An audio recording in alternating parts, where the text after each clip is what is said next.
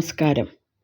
ഇന്ന് ഞാൻ പറയാൻ പോകുന്നത് ഒരു മാടപ്രാവിൻ്റെ വിധി എന്ന കഥയെക്കുറിച്ചാണ്.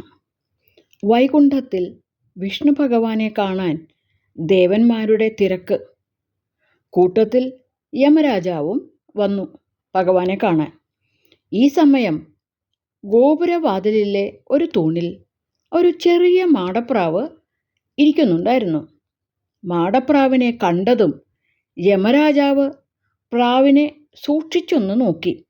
ഒപ്പം അത്ഭുതത്താൽ അദ്ദേഹത്തിൻ്റെ മുഖം വിടരുകയും ചെയ്തു. എന്നിട്ട് പ്രാവിനെ നോക്കി ഇനി 3 നാഴിക കൂടി എന്ന് മനസ്സിൽ പറയുകയും ചെയ്തു. ഇതെല്ലാം കണ്ടുകൊണ്ടിരിക്കുകയായിരുന്നു വിഷ്ണുവിൻ്റെ വാഹനമായ ഗരുഡൻ. പക്ഷികളുടെ രാജാവാണല്ലോ ഗരുഡൻ. ആ മാടപ്രാവിൻ്റെ ആയുസ്സിനെ കുറിച്ചാണ് യമരാജാവ് ഉത്കണ്ഠപ്പെട്ടതെന്ന് ഗരുഡന് തീർച്ചയായിരുന്നു. യമരാജാവിനെ ഒന്ന് പറ്റിക്കണമെന്ന് ഗരുഡൻ തീരുമാനിച്ചു.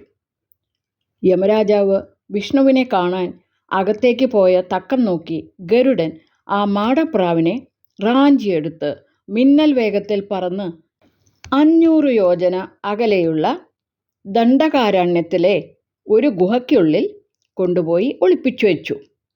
ശേഷം തിരിച്ചു വൈകുണ്ഠത്തിൽ വന്ന് പഴയ സ്ഥാനത്തിരുന്നു.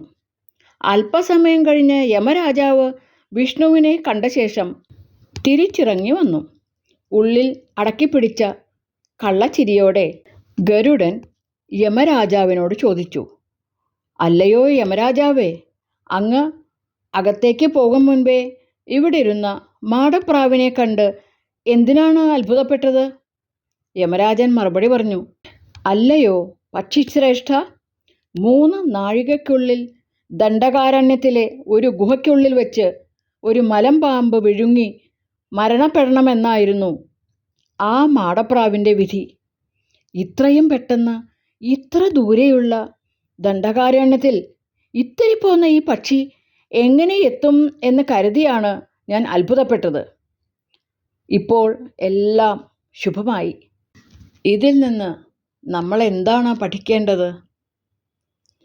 ഒരിക്കലും വിധിയെ നമുക്ക് തടുക്കാൻ കഴിയില്ല എന്നതാണ്. ഓം നമോ ഭഗവതേ വാസുദേവായ. നന്ദി.